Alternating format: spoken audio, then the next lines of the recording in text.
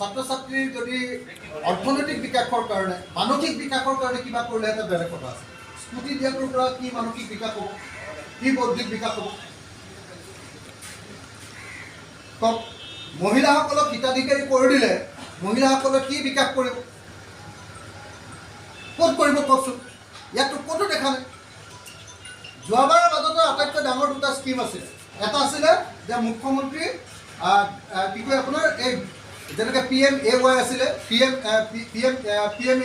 কি কয় আপোনাৰ আৱাস যোজনা আছিলে, প্ৰধানমন্ত্ৰী আৱাস যোজনা। আমাৰ তাৰ কাৰণে দূৰদৰ্শী আঁচনি থাকিব লাগিছিলে। ক'ৰবাত আছেনে ইয়াতে? ক'তো একো নাই। এই ডেফিনেটলি এই যিখন বাজেট মোৰ জীৱনত দেখা আটাইতকৈ গতানুগতিক, আটাইতকৈ বৈচিত্ৰ্যশীল, আটাইতকৈ হিতাধিকাৰী, আটাইতকৈ বেছি হিতাধিকাৰীক আটাইতকৈ বেছিকৈ হিতাধিকাৰীক ধন দিয়া আৰু ধৰ্মীয় প্ৰতিষ্ঠান আৰু ধৰ্মীয় কাম কাজক উৎসাহিত কৰা বাজেটৰ বাহিৰে আনে। কিন্তু বিজেপি MLA কৈছে যে এতিয়া এই বাজেটখন ৰূপায়ণ হ'লে কৰি থোৱা যিবিলাক আঁচনি, সেই আঁচনিবিলাককহে ইয়াত লিপিবদ্ধ কৰিছে। তাৰ বাহিৰে যে নিজে তেওঁ একো ভাবিব পৰা নাই বা যে তেওঁ যে কোনো স্বতন্ত্ৰতা দিয়া হোৱা নাই। কেৱল মুখ্যমন্ত্ৰীৰ কথাৰ প্ৰতিধ্বনি যদি বাজেটখনত কৰে, তেতিয়াহ'লে বিত্তমন্ত্ৰীৰ স্বতন্ত্ৰতা ক'ত?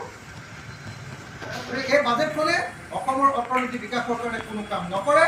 এইখন এখন একেবাৰে নতুনত্বহীন, পালমৰা আৰু একেবাৰে হিতাধিকাৰী সৃষ্টি কৰা আৰু ধৰ্মীয় প্ৰতিষ্ঠানক উৎসাহিত কৰা বাজেটৰ বাহিৰে আন একো বাজেট নহয়। এইখনৰ পৰা নিবনুৱা সমস্যাৰ সমাধান নহয়, এইখনৰ পৰা বস্তুৰ মূল্যবৃদ্ধি ৰোধ কৰাৰ ক্ষেত্ৰত কোনো ধৰণৰ ব্যৱস্থা নহয়, এইখনে অসমৰ বানপানী সমস্যাৰ স্থায়ী সমাধান কৰিবৰ কাৰণে কোনো ব্যৱস্থা লোৱা নাই। সৰু এটা স্কিম লৈছে, তাৰ বাহিৰে অন্য কোনো ব্যৱস্থা লোৱা নাই। এইখনে পৰ্যটনৰ বিকাশৰ কাৰণে কোনো ব্যৱস্থা লোৱা নাই। এইখনে অসমত 12 মাহে খেতি কৰিবৰ কাৰণে পথাৰবিলাকত কোনো ব্যৱস্থা লোৱা নাই। এইখনে কোনো ধৰণৰ বস্তুৰ দাম পাবৰ কাৰণে খেতিয়কবিলাকে কোনো ব্যৱস্থা গ্ৰহণ কৰা নাই। এটাও ইণ্ডাষ্ট্ৰি খুলিবৰ কাৰণে কোনো ব্যৱস্থা কৰা নাই।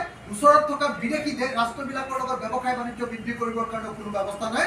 মুঠতে এইখন এখন গতানুগতিক একেবাৰে মোৰ জীৱনত দেখা আটাইতকৈ গতানুগতিক বাজেট।